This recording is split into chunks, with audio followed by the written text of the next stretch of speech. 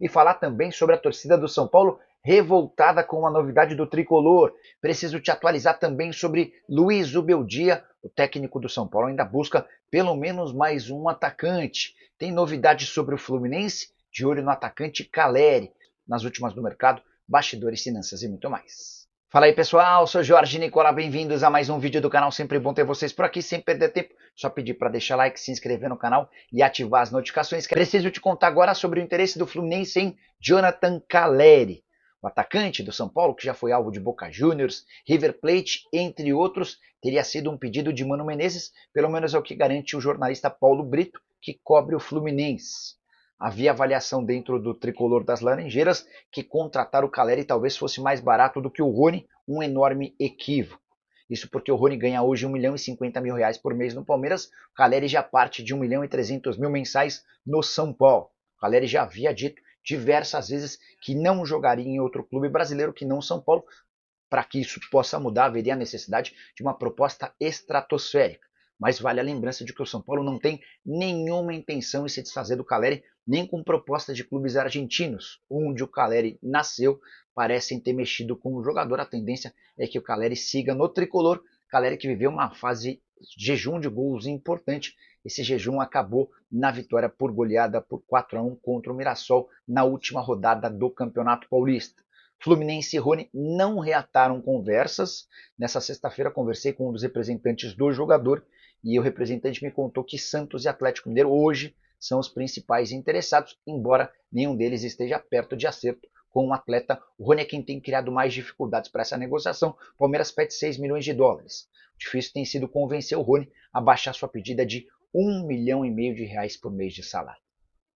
Hora de falar sobre o São Paulo. O técnico Luiz Zubeldia segue insistindo nos bastidores, nas reuniões com os dirigentes do São Paulo, para a contratação de mais um ponta.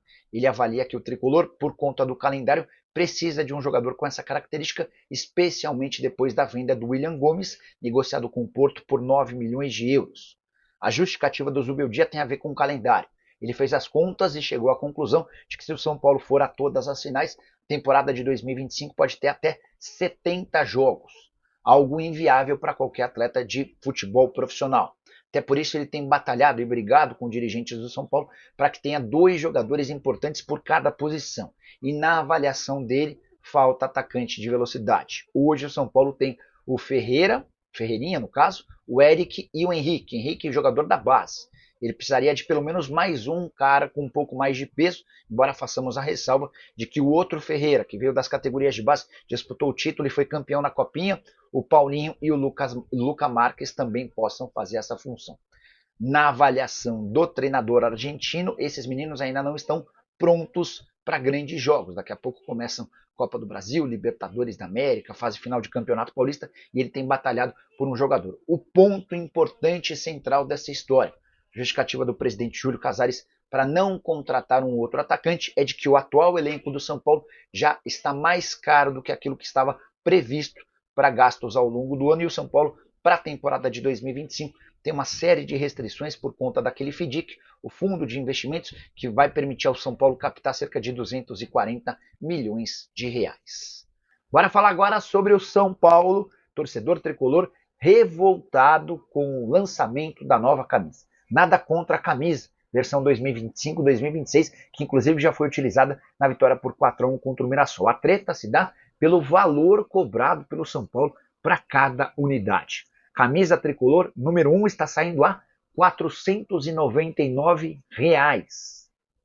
É bem verdade que as camisas tiveram um aumento nos últimos tempos. Comprar camisa de time de futebol não é uma coisa barata, mas repercussão nas redes sociais foi extremamente negativa. Se você quiser conferir, basta acessar as redes sociais do Tricolor, em que o São Paulo faz a divulgação do novo uniforme, acompanhado desse preço, e os comentários quase todos muito negativos. Importante contar que o Tricolor passa por enorme dificuldade financeira, há uma crise sem precedentes. Também tenho contado para vocês que hoje o São Paulo não tem dinheiro suficiente para cumprir seu orçamento previsto para 2025. Até por isso, qualquer nova receita é importante, e o São Paulo, no acordo com a New Balance, conseguiu direito a um royalty, a um percentual grande em cima de cada camisa vendida. Ou seja, se você gasta R$500 com a camisa, pelo menos um quarto desse valor é destinado ao Tricolor. De qualquer forma, valor considerado muito alto por torcedores do São Paulo, irritação grande da torcida. Gostaria que você usasse o espaço para comentário para registrar sua opinião, beleza?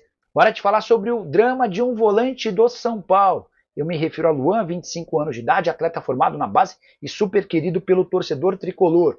Luan tem dado sinais de que não anda bem. Na última quarta-feira, ele abriu em uma das suas redes sociais uma live. Tudo escuro, mas ao fundo percebia-se que o Luan estava chorando. Logo depois, essa live é mutada, causando muita preocupação entre torcedores. Na quinta-feira, dia seguinte, o Luan volta a fazer uma postagem, foto preta e branca dele com a camisa do São Paulo no Morumbis. Uma enxurrada de conselhos, sugestões, pedidos e desejo de força para o atleta foram marcadas nas redes sociais do Luan. Vale a lembrança de que ele ainda nem foi relacionado pelo São Paulo na atual temporada, está fora dos planos do Luiz Ubeldia. O São Paulo estava tentando encontrar um clube para o Luan, o que não aconteceu até agora. Na temporada passada, o Luan jogou pelo Vitória, por empréstimo, foram 27 partidas, sendo 23 como titular e 4 como reserva. O Vitória entendeu que na reta final o Luan não foi tão importante e abriu mão de seguir com qualquer negociação, ainda que por empréstimo. Pergunta que eu quero deixar para você é: o Luan merece alguma oportunidade no São Paulo ou o melhor caminho é emprestá-lo mesmo? Já usa o espaço para comentar e registra a sua opinião, beleza? Carvalho quer saber se o Casemiro vem ou não para o São Paulo. Edivan, a chance disso acontecer é praticamente zero. O São Paulo está precisando abrir mão de jogadores baratos para tentar equacionar o seu fluxo de caixa com os gastos. O Casemiro ganha 9 milhões de reais por mês no United. Ainda que o United aceite emprestá-lo pagando parte dos salários, vai que eles paguem 6 milhões de reais por mês. O clube que o contratar vai precisar bancar 3. Não há a menor possibilidade, tá bom? Preciso te falar agora sobre o sorteio da primeira fase da Copa do Brasil. Conhecemos nessa sexta-feira os adversários dos times grandes no primeiro mata-mata. Posso contar para vocês logo de cara que essa primeira fase acontece em jogo único e em caso de empate a decisão vai para pênaltis. Jogos acontecem nas semanas dos dias 19 e 26 de fevereiro. O Vasco pegou o União do Mato Grosso. O Ceará vai visitar o Sergipe. A minha Lusa recebe o Botafogo da Paraíba e, se passar, pega o vencedor de Concórdia de Santa Catarina ou Ponte Preta. O Grêmio vai visitar o São Raimundo, o Vitória vai visitar o Maranhão e, se passar, pega o vencedor do confronto entre Santa Cruz de Natal e Náutico. O Bragantino vai até a Paraíba enfrentar o Souza, o Galo visita o Tocantinópolis, o Fluminense visita o Águia de Marabá e o Operário de Vargem Grande será o adversário do Sport. Importante contar ainda que os times que estão na Libertadores da América entram apenas na terceira fase. O Santos também se encaixa nesse rol por ter sido campeão da Série B. Salve, mano, alguma novidade sobre o que acontece com o Luan do São Paulo? O Elivan faz uma pergunta importante. Na quarta-feira, o Luan abriu uma live nas redes sociais dele, tudo escuro, e ao fundo se ouvia o que parece ser o Luan chorando, né? Logo depois a live foi mutada e foi fechada. Na quinta-feira, dia seguinte, o Luan postou uma foto dele com a camisa do São Paulo no Morumbis com o fundo preto e branco. A foto em preto e branco, né? E aí muita gente entendeu que o Luan tá sofrendo, tá mal, tá chateado. Acho compreensível que ele esteja passando por uma barra. Não jogou ainda na atual temporada, não foi nem sequer relacionado, tá fora dos planos do Zubeldia. Luan, que foi emprestado na temporada passada para o Vitória, foram 27 jogos por lá, 23 na condição de titular, 4 na condição de reserva. Vitória não quis ficar com ele e desde então o Luan busca espaço, procura um clube para jogar, tá? Jorge Nicola, você tem informações se o Zubeldia vai renovar o contrato? Não tem nenhum movimento nesse sentido, tá, Marcos? E nem tem por que ter mesmo, né? O Zubeldia é alvo de muito questionamento, muita crítica interna. Não tem por que você acelerar um processo sem saber se ele vai trabalhar bem. Vai depender muito dos resultados nessa temporada. O Giovanni Ferreira faz uma pergunta importante. Luciano Acosta no Brasil estreou. Cara, nem se fala mais dele, né? Foi especulado em vários times daqui, porque ele foi oferecido para clubes brasileiros. Ele chegou até a dar uma entrevista dizendo que adoraria jogar no Brasil e que gostaria de jogar no Corinthians. Luciano Acosta é um meio atacante argentino, 30 anos de idade, joga no UFC Cincinnati. A gente até tinha a informação de que ele sairia do Cincinnati, mas teve uma cláusula de prorrogação automática do contrato e ele fica por lá. Temporada passada de 41 jogos, 15 gols e 19 assistências. O que mais pegava era o salário dele, 2 milhões de reais por mês, além da necessidade de ter de negociar com o Cincinnati. Só para explicar sobre Santiago Longo, contratado em setembro do ano passado, empréstimo de $300 mil, há uma série de bônus que podem elevar os ganhos do Belgrano por mais $200 mil. Só que a verdade é que o Santiago Longo não convenceu o Zubeldia. Jogou 3 vezes ano passado, 2 nesse ano, e as 2 em que ele foi titular, ele jogou ao lado de um São Paulo muito desfigurado.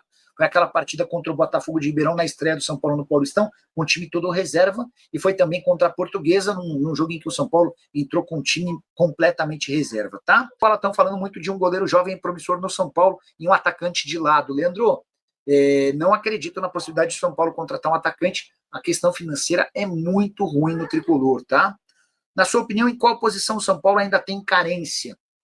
No time titular, em nenhuma. Eu acho que o São Paulo precisaria ter um banco de reservas um pouco mais robusto em algumas posições.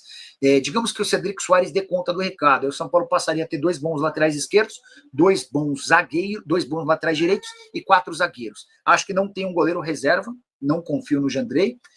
No meio-campo, acho que depois da saída de muita gente, as opções para volante são piores, bem piores do que Pablo Maia e Alisson. Acho que as opções para reserva do Oscar não existem. E no ataque eu acho que talvez o setor melhor servido. Você tem Eric, você tem Rian Francisco, você tem Ferreira, você tem o André Silva, enfim.